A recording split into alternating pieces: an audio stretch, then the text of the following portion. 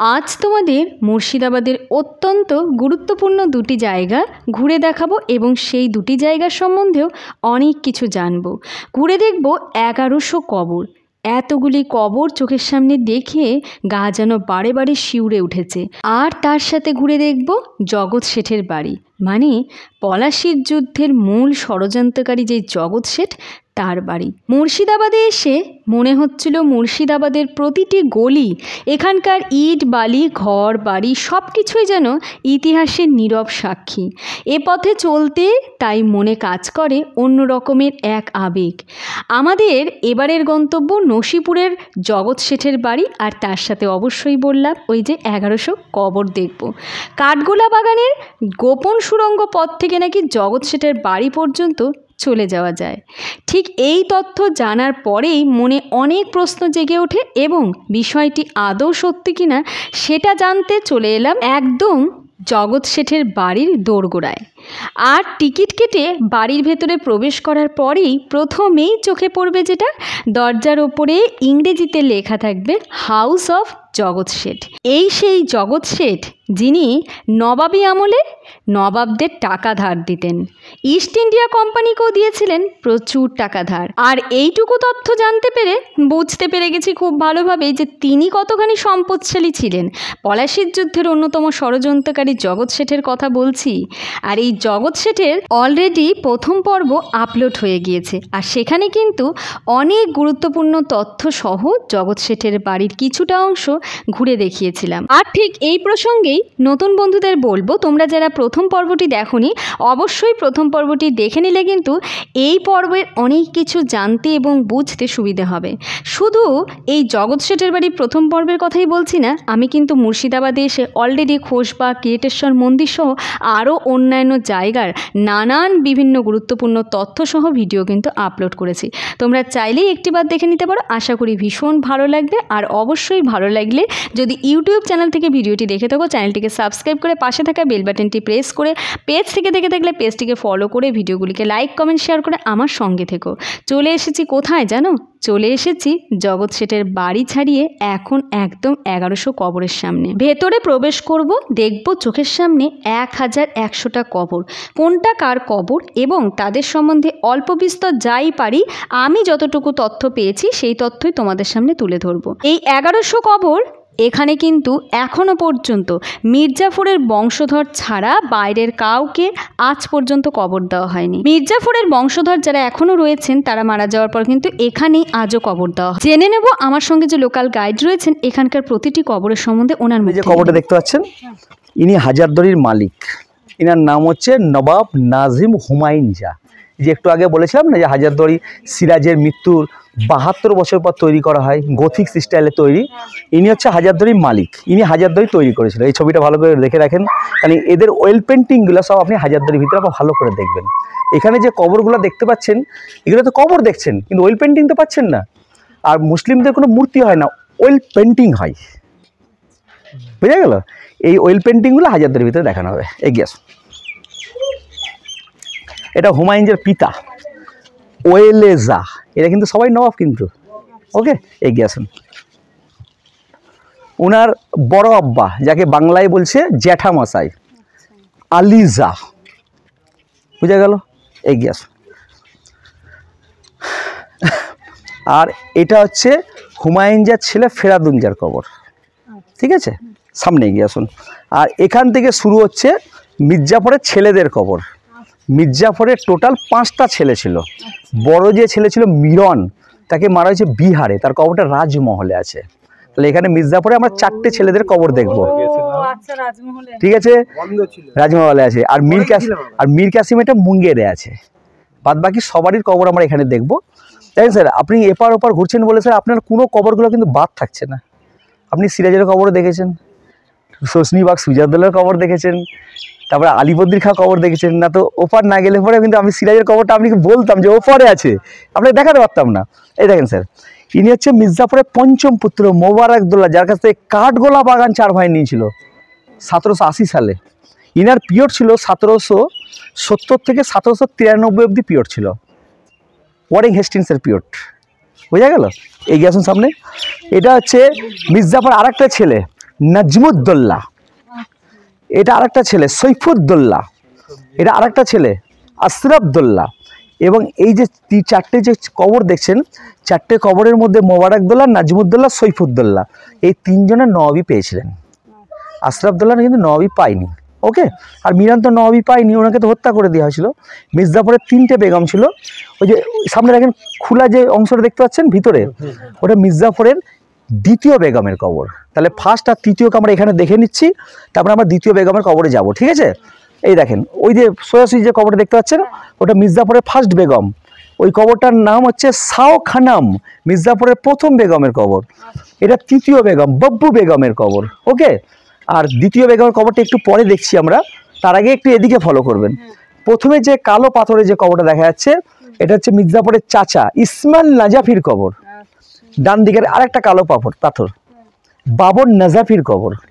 মির্জাফরের পিতা ওই দিকেরটা সৈয়দ আহমদ নাজাফির কবর দেখছি। আর এই হচ্ছে গুরুদেবের কবর মির্জাফর।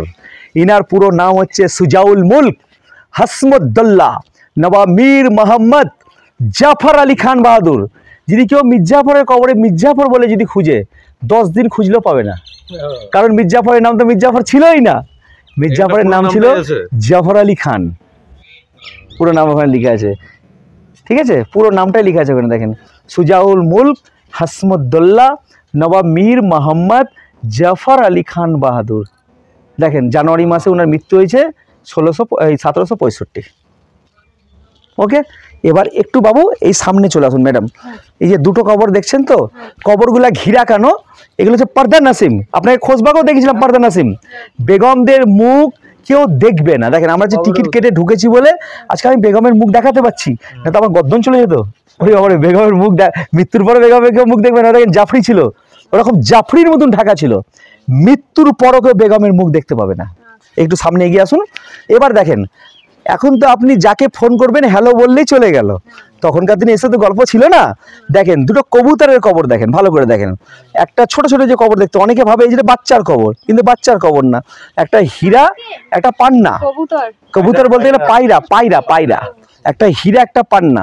এরা এক জায়গা থেকে অন্য জায়গায় চিঠি আদান প্রদান করতো। মৃত্যুর পর ইতিহাস তাদেরকে চিনতে পারে, সেখানে এই কবর এখানে রাখা যায়। কোনো ভিজিটর যদি এটা ঘুরে গেল, আপনি ঘুরে গেলেন, দাদা ওই ছোট ছোট দুটো পায়রার কবরগুলো দেখেন। তখন আমরা বুঝে নিই যে কোথায় বলতে চাইছে, মানে মির্জাফর কবর ভুলে গেছে, পায়রার কবরটা মনে রেখেছে। ওই অব্দি এরিয়া দেখেন, ওয়াল দেখেন। 1740 সাল থেকে এখানে কিন্তু কবরস্থান পরিচিত হয়। তার আগে এটা কবরস্থান ছিল না, এটা ছিল তখনকার দিনে শাওখা নামের গার্ডেন ছিল। মানে এখানে সবজিরও চাষ হতো, ফুলেরও চাষ হতো। পরবর্তী এটাকে কবরস্থান রূপে পরিচিত করা হয়। বোঝা গেল? একটু সামনে চলে আসুন।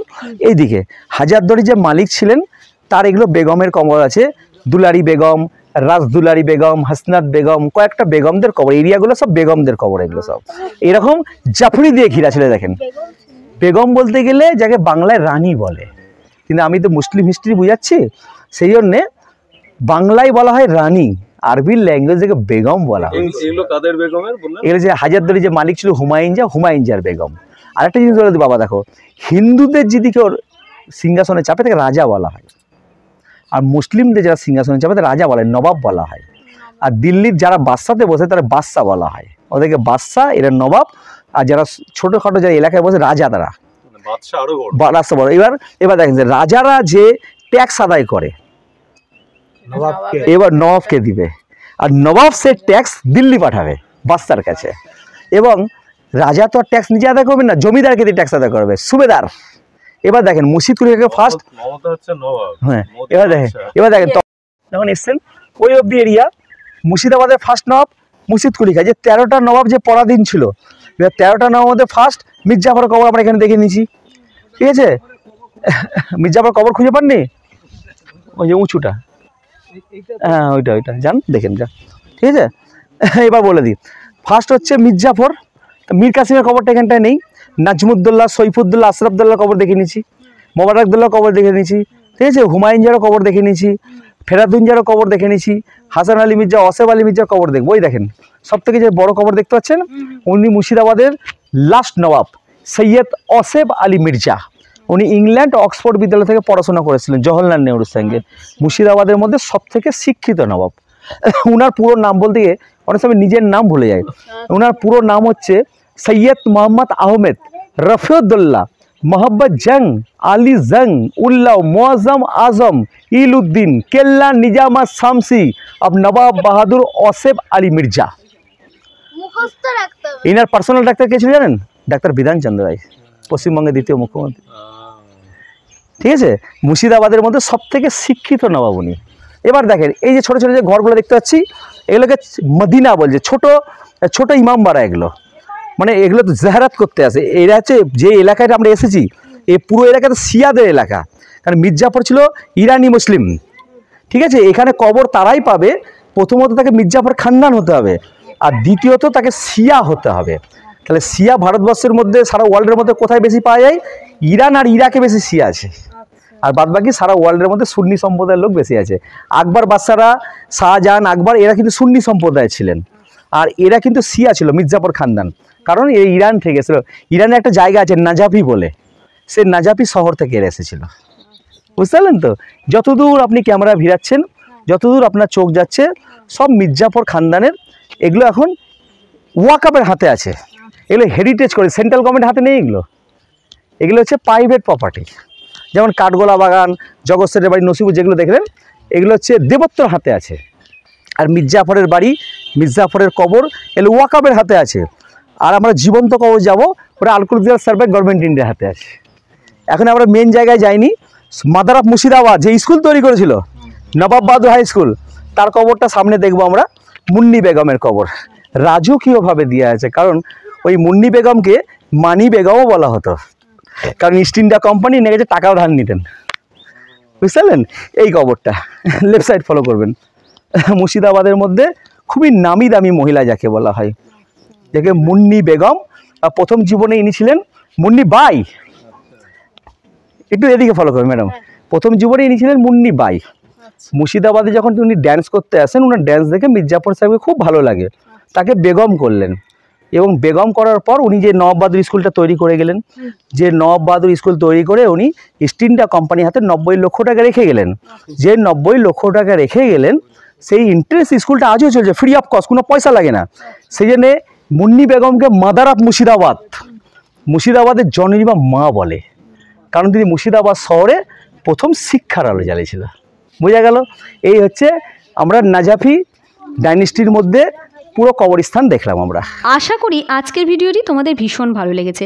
জগৎ শেঠের বাড়ি খুব বেশি এই ভিডিওতে আমি তুলে ধরতে পারিনি, কারণ যেহেতু জগৎ শেঠের বাড়ির সম্বন্ধে এর আগের ভিডিওতে আমি আরও অনেক ডিটেলসে তথ্য সহ কিন্তু ভিডিও আপলোড করেছি, তাই এই ভিডিওতে খুব অল্প সময়ের জন্যই দেখিয়েছি। তাই তোমরা জগৎ শেঠের বাড়ির সম্বন্ধে আরও ভালোভাবে কিছু জানতে চাইলে বা দেখতে চাইলে আগের ভিডিওটি দেখে নিও। আজকের মতন সময় শেষ, চলে যাওয়ার আগে সকলকে বলবো সকলেই সুস্থ থেকো, ভালো থেকো, অবশ্যই দেখতে থেকো পিউপি ব্লগ। খুব তাড়াতাড়ি দেখা হচ্ছে নতুন একটি ব্লগে।